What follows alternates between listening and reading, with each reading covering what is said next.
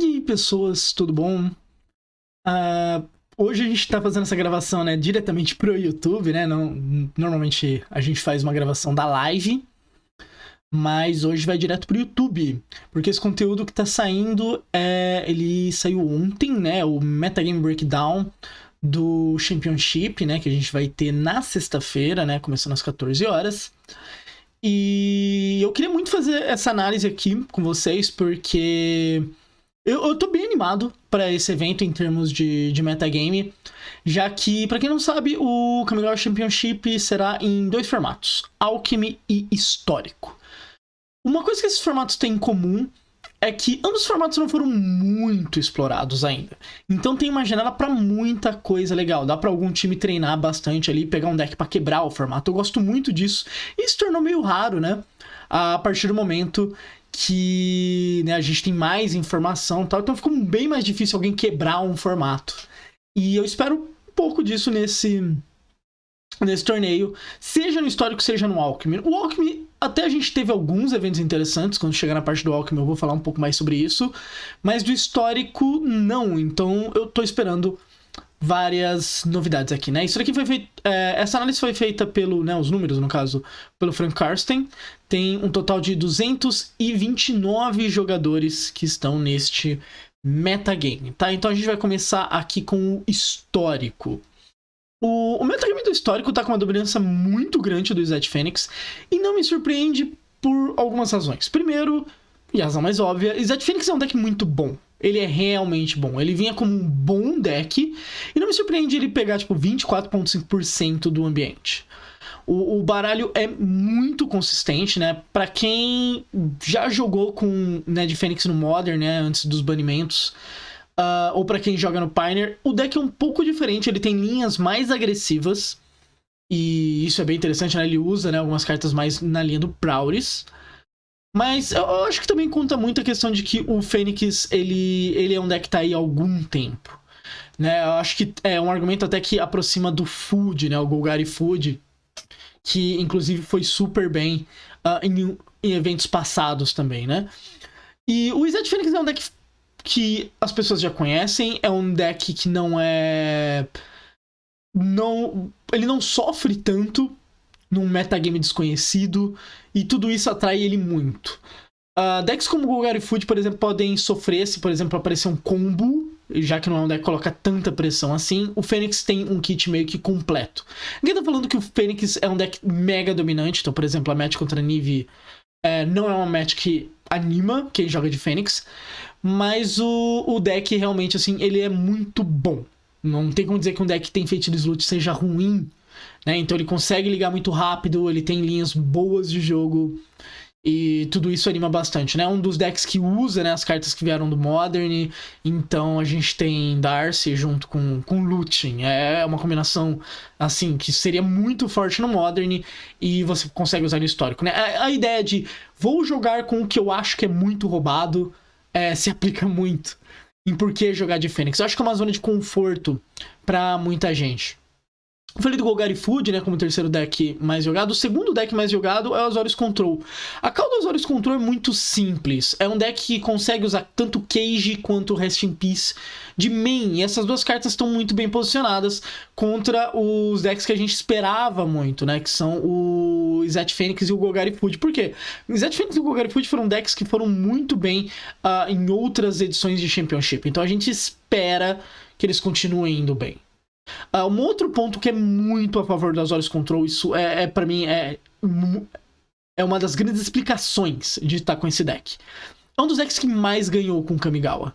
Então ele ganhou Marcha, ele ganhou a Imperatriz, ganhou a Deus, que é uma cólera. Por mais que ela pareça muito lenta, exilar é uma coisa muito forte e ela limpa tudo. Então, se a gente pensar que você tá resolvendo um Adeus contra um Golgari Food, por exemplo, é absurdamente forte. Então, contra um Golgari Food que não é um deck rápido, a carta é realmente muito boa. E tudo isso é uma call pro Azorius Control. Eu acho bem válido jogar de Azorius Control. Então você vai criando meio que o metagame. Olha, eu sei que os dois decks que sempre foram muito bem, que é o Fênix e o Golgari Food, eles sofrem para rede cemitério. Qual deck pode usar muito bem isso de main? Azorius Control. Azorius Control ainda ganhou mais coisas, então você vai montando esse metagame, não vai ficando tão difícil. E por fim, para mim, o deck fecha, né, isso junto com o Jeskai Control ali, mas o Jeskai Control coloca um pouco mais parecido com o Azorius Control, apesar de que as listas de Jeskai Control não costumam usar hates de cemitério de main, porque Magma Opus é a grande jogada do Jeskai Control, né? Ele gosta de fazer uma jogada grande cedo. Mas um deck que também tá muito bem ali e fecha meio que esse metagame é o Azorius Auras. Né, ele ganhou o Patas Leves, que é uma carta também muito boa, apesar de que no histórico, né, você já tem Sran, você já tem a Core. O Patas Leves não é tão obrigatório assim como aconteceu no Pioneer, que você só tinha o Sran, então você tem realmente um espaço para usar patas leves. Mas o Azorius Auras é um deck muito bom porque ele pune controles muito bem. Então a gente vai meio que fechando o metagame. Eu não gosto de Azorius Auras contra Golgari Food, por exemplo. Acho interessante até contra o Fênix, mas eu não gosto contra Food decks. E eu acho que a gente consegue fechar o metagame meio que dentro disso. Jeskai Control, como eu disse, eu gosto de colocar um pouco parecido ali com o Azorius Control. Então a gente consegue meio que fechar um metagame onde a gente tem o Fênix, a gente tem esses controles, tem Food decks e tem o Auras. A gente dá essa fechada.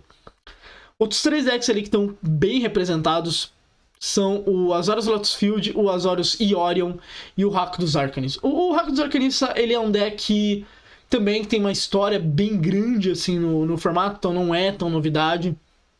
Mas ele tá com muito hit cemitério, acho que ele é um dos decks que mais sofre. O Food consegue ainda ficar gerando valor de alguma maneira, dependendo do hit de cemitério. O Zet Fênix é um deck que tem um ótimo plano contra hit de cemitério, né? Ele vira um deck mais agressivo, ele muda essa chavinha muito bem.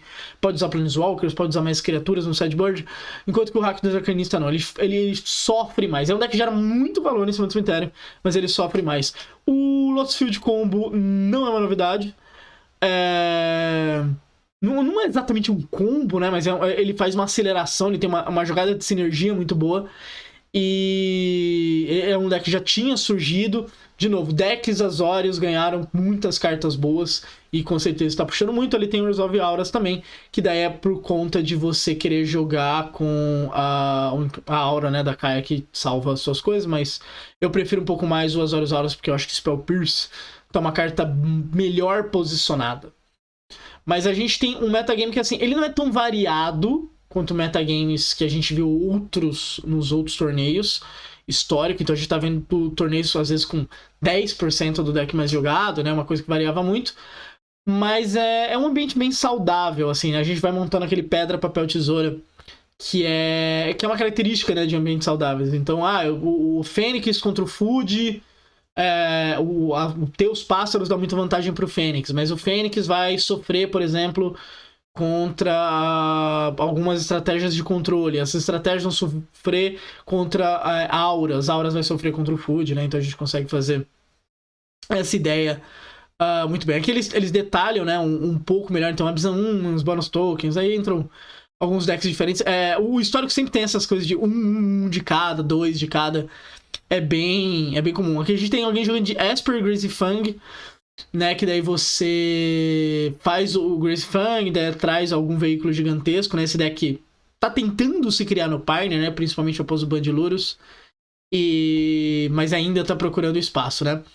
Uma tech muito interessante, né? Que o Frank Carlos colocou aqui, que algumas pessoas de Rakdos Arcanista estão usando pra ganhar de Food, é isso daqui, que é o Hitsugi Consumes All, né, 3 manas e destrói cada permanente que não seja terreno de custo 1 ou menos. No segundo exila todos os cemitérios e por fim vai virar a criatura. Essa carta é muito boa contra a Food, realmente é muito chata, e quando você que tá trazendo, normalmente você tá mais preparado pra tomar essa carta, mas ela é maravilhosa.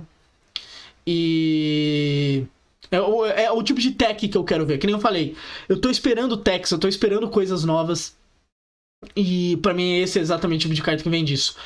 Eu tava esperando mais estratégias usando o Oni-Cult, porque no Pioneer essa carta já conseguiu ver um jogo bem legal, principalmente jogando com Lurus. E lembrando, Lurus ainda é uma carta válida no histórico. Então você pode usar Lurus e Oni-Cult, mas não tá pelo menos entre os decks mais jogados, né? Depois tem que ver se às vezes, por exemplo, uma equipe tá jogando todos com Unicult Lurus, né? Daí, por exemplo, ficam 6 cópias apenas. Mas é uma tech interessante. Eu não tinha falado aqui das cartas brancas, então Farewell, Imperatriz, Marcha. São todas cartas muito, muito boas e dão um bust. Principalmente para essas estratégias de controle. Isso explica muito o Azorius contra o Vir. Porque agora ele tem um kit muito bom. Antes não tinha tantos motivos para você jogar de Azorius Control, né? Você simplesmente ia de Jeskai, tinha uma jogada muito boa de Magma Opus e tava tudo certo. Inclusive, eu não estranharia ver alguém jogando com Hinata no Magma Opus, no Jeskai Control, porque é bem interessante. Mas agora você tem com Azorius, você pode ter uma base de mana melhor, então você pode usar Field, entre outras cartas, para ajudar na sua base de mana. E você tem cartas muito, muito boas. Você não precisa mais usar o vermelho para tentar te ajudar a controlar, para tentar te ajudar a fazer jogadas grandes. Você tem jogadas muito boas já no Azorius, usar uma base de mana melhor até te ajuda em outras coisas. Lembrando também, o Azorius ele consegue usar rate cemitério de main, né? Eu já citei isso. Justamente porque ele não quer ficar fazendo tantas jogadas com Magma Opus e trazer coisas do cemitério, etc. Então ele pode já usar um Rest Piece de main, que é muito, muito, muito desagradável. Aqui, ele tá até falando, né? O Unicult que aparece em algumas listas de Hack do Sacrifice e Jund de Sacrifice, né? O Jund não tá sendo tão popular assim. Mas lembrando que no Pioneer, um pouco antes de Lurus ser banida, tinha uma galera jogando de Jund, né? Só que daí parecido com o que é hoje o Golgari Food. Então você usa a Lurus, né, como Companion, você tem todo aquele kit, então você usa ganso, usa trilha, gato, tal, etc, e usa o Unicult, é uma coisa extremamente forte. Que ele fala, né, do ciclo de terrenos. O ciclo de terrenos é maravilhoso, assim, tipo, se você tá jogando na arena, tenha isso na sua pool. Vai jogar IRL? Tenha, porque assim, o custo pra usar essas cartas é muito baixo. Se você não fica buscando muitos terrenos básicos, você pode tranquilamente colocar uma cópia. Quando você coloca uma cópia disso, é muito baixo o custo, então fica muito bom. Acho que esse é um dos grandes impactos de Kamigawa. Basicamente todo o deck que eu tô usando agora tá meio incluindo esse tipo de carta. A gente tá falando um pouquinho aqui das opções e a gente vem pro Alchemy. O Alchemy, né, ele foi lançado ano passado, teve Arena Open, teve o Qualifier, Alchemy, mas agora ele vai fazer o debut.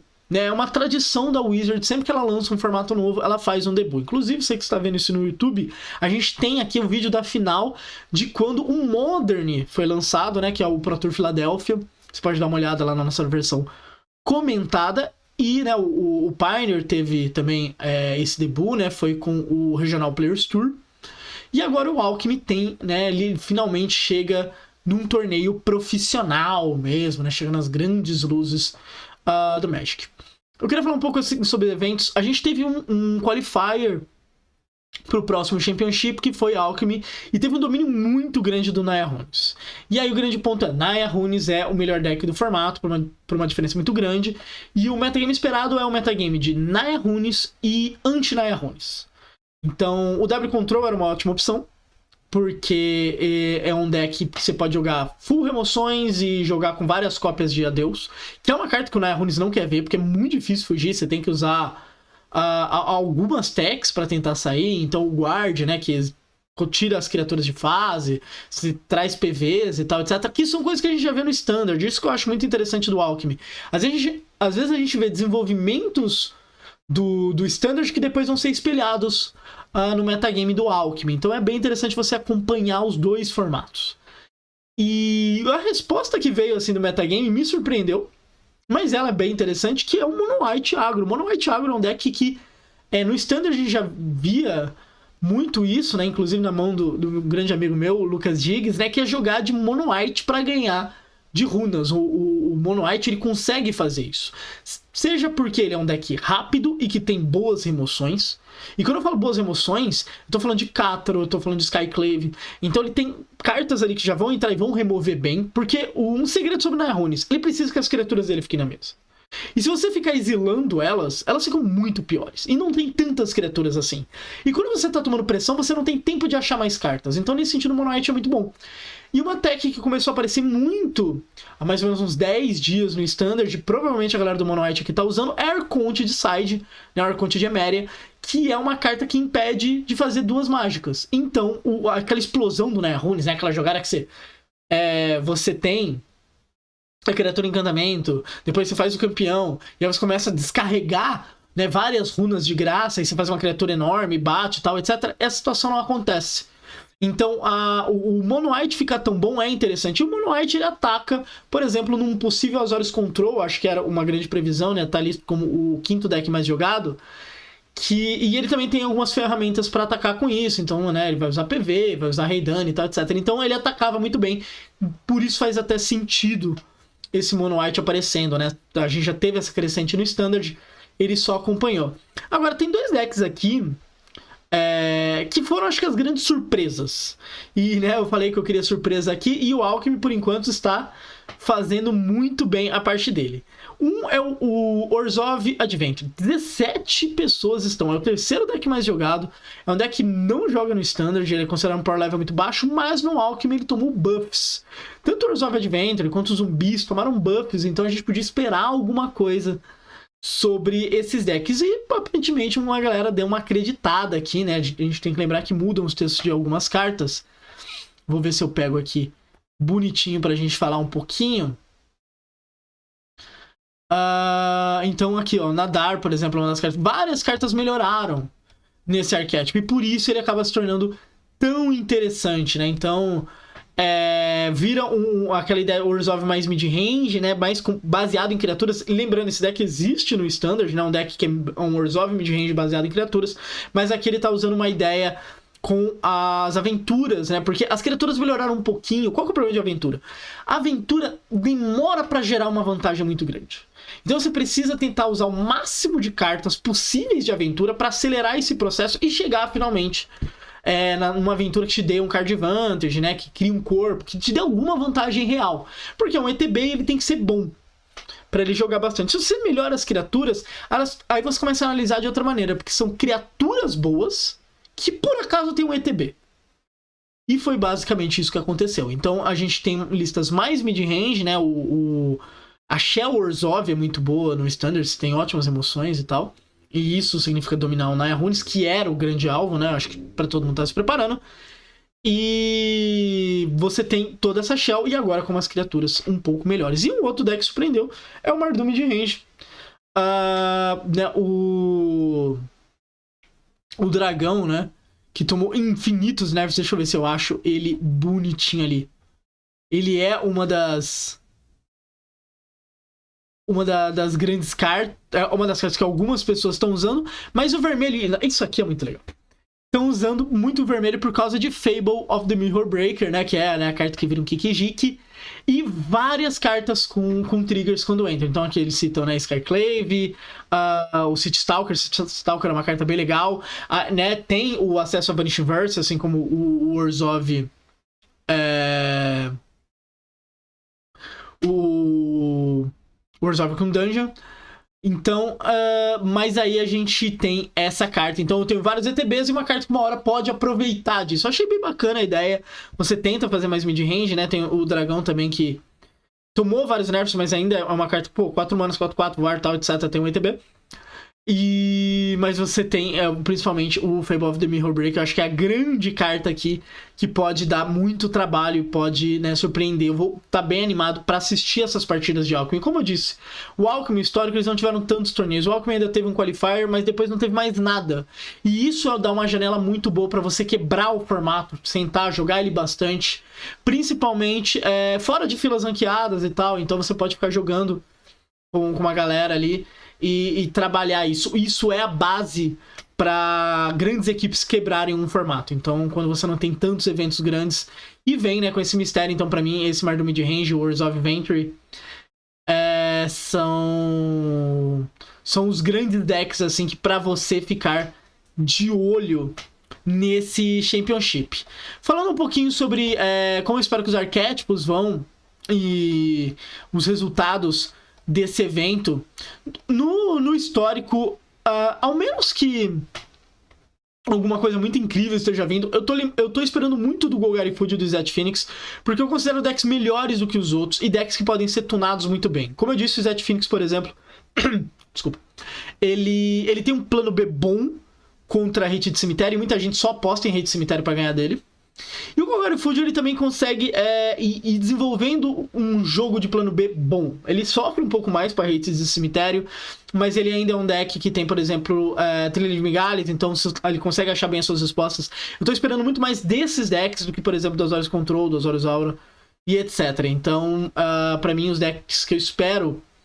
Eu não necessariamente espero uma win rate alta, porque quando os decks tem muita gente usando eles, a win rate cai, porque... muitas pessoas, às vezes, né, não estão jogando tão bem assim. Mas são os dois decks que eu espero mais no histórico.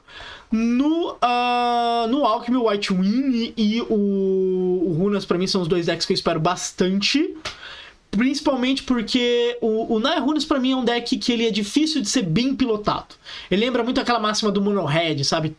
Tipo, tem muito, mas bem pilotados são poucos. Então, eu não confio que exatamente todo mundo... Todo mundo que eu acho que fala que ganha dele, não é todo mundo necessariamente que vai ganhar. Porque você precisa de um bom piloto de Naya Runes pra fazer esse playtest, e isso não é sempre possível. Então eu tô esperando muito isso, e eu tô esperando o Mono Ético, e pra mim é uma call muito boa. E esse Resolve Venture, né, o Resolve com Dungeon, e o Mardum de range, eu tô esperando bastante, porque são listas diferentes, então vamos ver como é que vem deles. Lembrando, Championship começa na sexta-feira, a partir das 14 horas. Você pode assistir lá na Liga Magic. Vai votar eu, o Patrick, o Juliano e o Caiez. E o evento ainda acontece no sábado e no domingo, domingo top 8. Todos os dias sempre, a partir das 14 horas. Tá bom? Então essa foi a análise aqui por cima desse metagame do Championship. E, né, deixa um like, assina aí a gente. E a gente se vê no próximo vídeo.